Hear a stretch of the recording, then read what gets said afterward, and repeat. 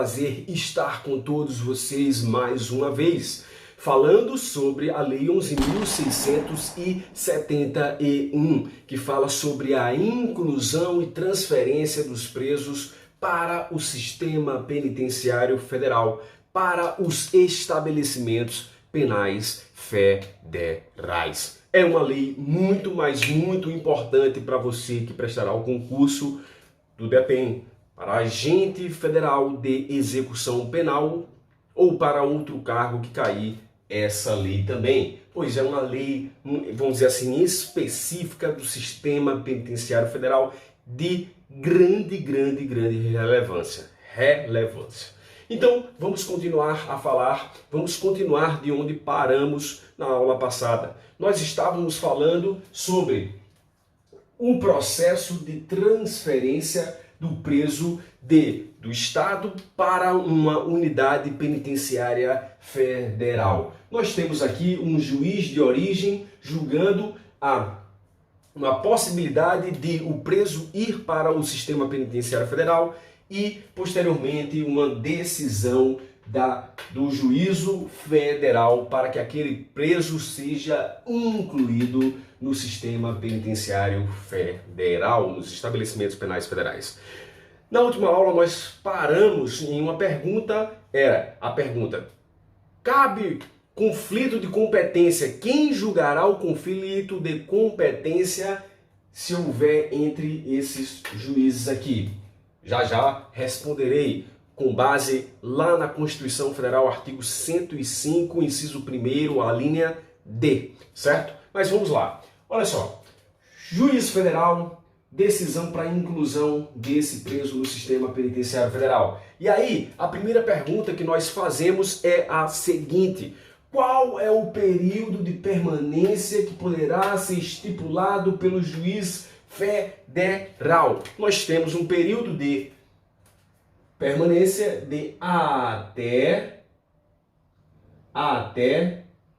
3 anos. Essa informação é importante?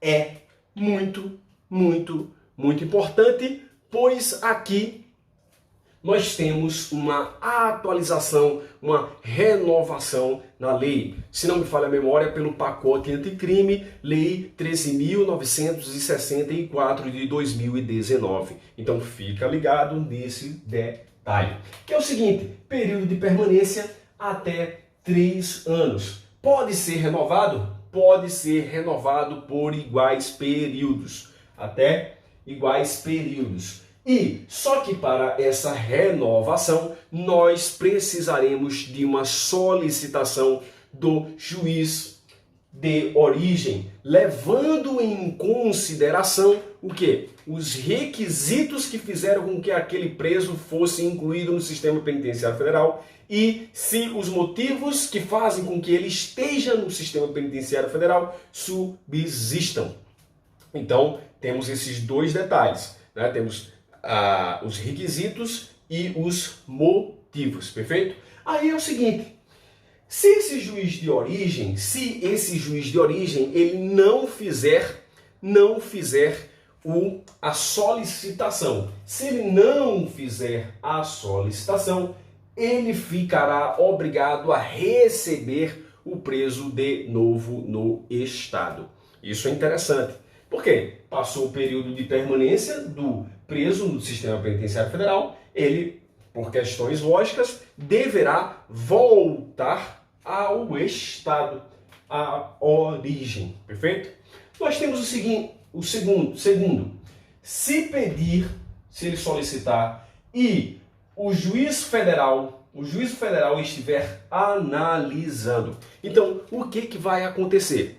Nessa situação de o juiz estadual solicitar e o juiz federal demorar a analisar, nós temos uma situação interessante. Esse preso vai voltar para o Estado? Não irá voltar para o Estado. Ele continuará custodiado aqui nos estabelecimentos penais federais até que o juiz federal decida. Perfeito? Tranquilo? Fácil.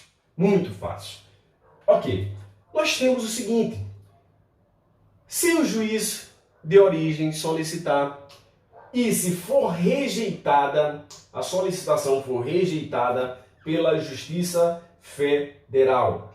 Temos uma particularidade aí da doutrina, né, julgamentos do STJ, Superior Tribunal de Justiça, quanto a essa impossibilidade, vamos dizer assim, do juiz federal ele negar, porque, vamos dizer assim, a princípio, quem sabe da situação, poxa, aquele preso, ele é um preso alterador no Estado, ele modifica a segurança pública, ele traz insegurança pública, vamos dizer assim. Então, quem sabe disso? É o juiz de origem. Então, não caberia, segundo o STJ, ao juiz federal a fazer essa análise. O juiz federal, ele vai analisar, segundo o STJ, o que? A legalidade dessa solicitação. Tão somente a legalidade dessa solicitação. E não a questão da segurança pública, né, da segurança do próprio preso. Porque quem conhece o estabelecimento estadual é esse juiz aqui que está pedindo, que está clamando o quê? O envio do preso para o estabelecimento penal federal, perfeito? Então, se for rejeitada pela Justiça Federal, teremos um conflito de competência e há diversos conflitos de competência. Lá, de acordo com a Constituição Federal, artigo 105, inciso 1º, a linha D, cabe a que juiz, a que tribunal decidir esse conflito de competência? Os senhores sabem, devem estar estudando direito constitucional e sabem que existe aqui essa organização do Poder Judiciário. Lá no topo temos o STF, Supremo Tribunal Federal, nós temos aqui a Justiça Comum desse lado e a Justiça Especial, a Justiça do Trabalho, Justiça Eleitoral e Justiça Militar desse outro lado. E lá na Constituição Federal nós temos o seguinte: quando houver conflitos de juízos, temos um juiz estadual e um juiz federal, e que esses juízos sejam vinculados a tribunais diferentes, temos um juiz estadual aqui, vinculado ao TJ, e temos um juízo federal vinculado, vamos dizer assim, vinculado ao TRF, Tribunal Regional Federal. Nós temos o seguinte, que havendo esse conflito entre juízes vinculados a tribunais diferentes, quem julgará? Quem julgará o conflito é o STJ, Superior Tribunal de Justiça, ok? Superior Tribunal de Justiça. Essa informação é uma informação interessantíssima. Artigo 105, inciso 1º, a linha D da Constituição Federal de 1988. Ok? Copie aí para eu começar a falar sobre o outro lado do quadro. Copiei, a princípio, o quadro inteiro para ficar mais rápida a gravação dos nossos vídeos, ok? Nós temos o seguinte, que essa inclusão no sistema penitenciário federal, ela vai acontecer por um prazo determinado e é uma medida excepcional, ou prazo determinado e excepcionalmente. Lembrem-se de que essa inclusão do preso, obviamente, por questões lógicas, a Justiça Federal deve observar a lotação máxima do estabelecimento penal federal. Os senhores sabem, ou deveriam saber, que os estabelecimentos penais federais, eles têm a capacidade máxima de 208 presos. 208 presos, né, nós temos os pavilhões, né, que são chamados de vivências, né, 1, A, B, C e D. Nós temos em cada uma dessas vivências 52 presos totalizando 208 presos. Então essa lotação máxima deve ser observada pelo juiz federal ou também pelo STJ quando for analisar algum conflito de competência, por exemplo, para incluir ou não o preso no estabelecimento penal federal.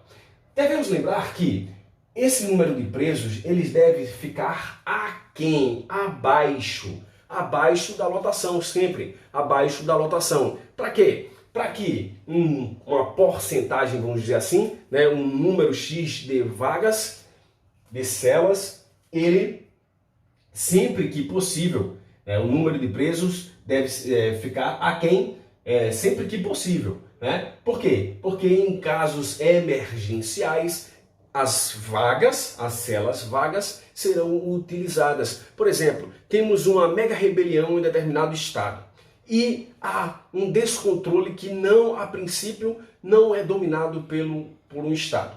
É feita uma intervenção, mas aqueles presos ainda continuam, de certa forma, querendo alterar a paz do estabelecimento penal e da sociedade, né? Eles são presos perigosos, ok? Para a ordem e disciplina, para a segurança da sociedade. Então, é um caso emergencial de quê? De uma escolta. Os presos, 20 presos, por exemplo, eles vão lá escoltados para os estabelecimentos penais federais. Por isso que deve existir vagas, sempre que possível, né? É interessante essa passagem aqui da lei, né? Para casos emergenciais, para escoltas emergenciais. Então, o número de presos deve ficar aquém sempre que possível, para utilização em casos emergenciais. Estou repetindo porque acho que é um detalhe muito, muito importante para vocês. Ok? Então, copia.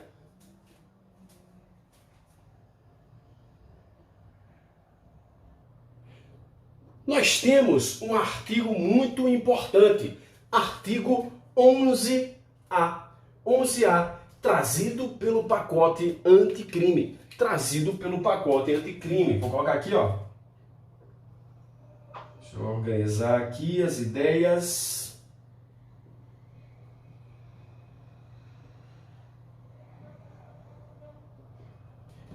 Introduzido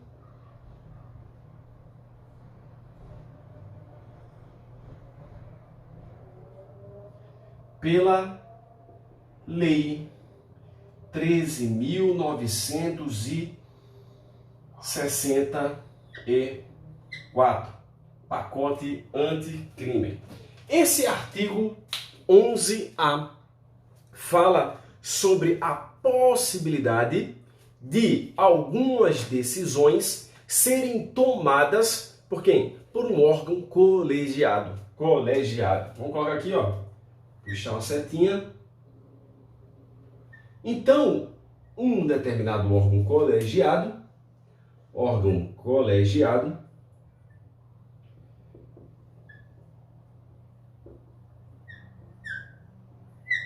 poderá ser utilizado para determinados julgamentos. Por que isso acontece? Porque, pessoal, nós temos uma situação bem interessante. Alguns juízes que batiam de frente com organizações criminosas, esses juízes ficavam marcados. Né? Era pessoalizada. Né? Então, aquela marcação, né? Aquele juiz que está sempre tomando determinadas decisões que batem de frente ali com uma determinada organização criminosa. Então, para que não ficasse pessoalizada aquela marcação, né? Houve a necessidade de quê? De decisão por órgão colegiado, na forma da organização interna dos tribunais. Mas esse órgão colegiado, segundo o artigo 11A da Lei 11.671, ele pode tomar que decisões? Vamos lá. Número 1. Olha só, número 1, nós temos aqui, ó, a transferência de presos para os estabelecimentos penais federais. nós temos número 2. Temos a transferência. No número 2, nós temos a permanência. Permanência daqueles presos nos estabelecimentos penais federais. Nós temos o número 3, concessão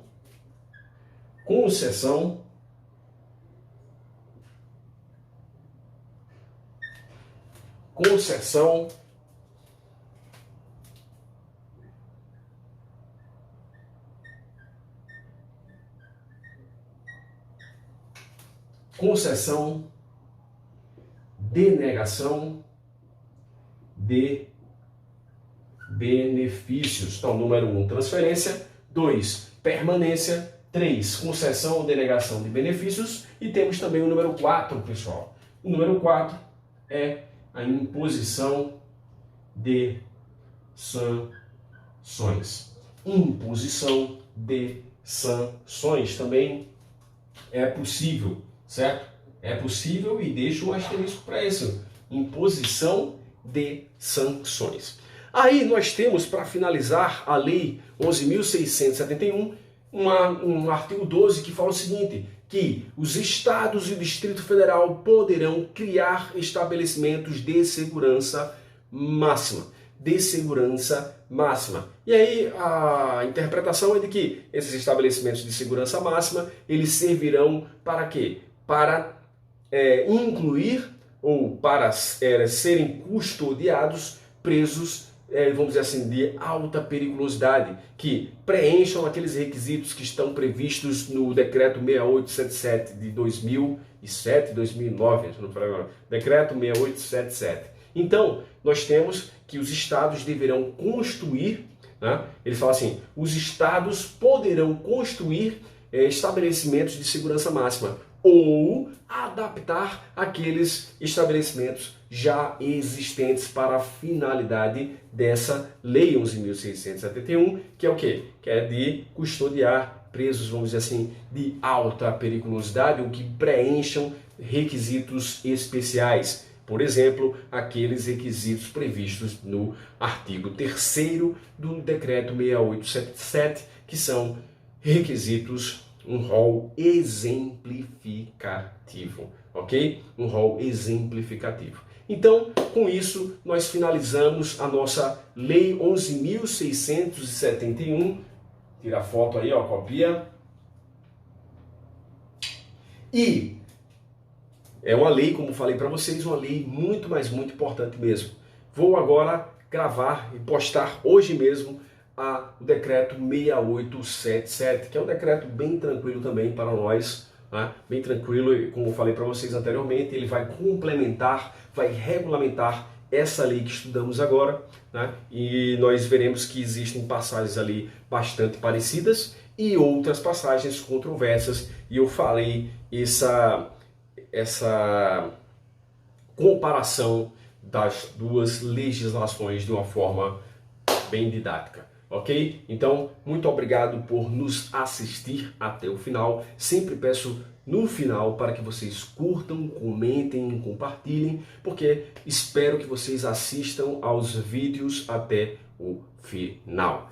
Então, e também nos sigam nas nossas redes sociais, seja lá no Instagram ou inscrevendo-se no YouTube também. A participação de vocês é importantíssima, porque o joinha de vocês, o like de vocês, ele serve como um sinalizador para o YouTube, para o YouTube identificar que, poxa, esse conteúdo é um conteúdo relevante para muitas pessoas. Então vou colocar esse vídeo, esse professor, em um ranking onde ele consiga aparecer primeiro e mais pessoas poderem acessar nossos vídeos também. Sei que esses vídeos são feitos de forma gratuita, então não estou cobrando absolutamente nada de vocês. Só um mero pedido. Por quê? Porque a participação de vocês, elas nos motivam a ajudá-los e ajudar mais e mais pessoas. Pois acreditamos na mudança, acreditamos que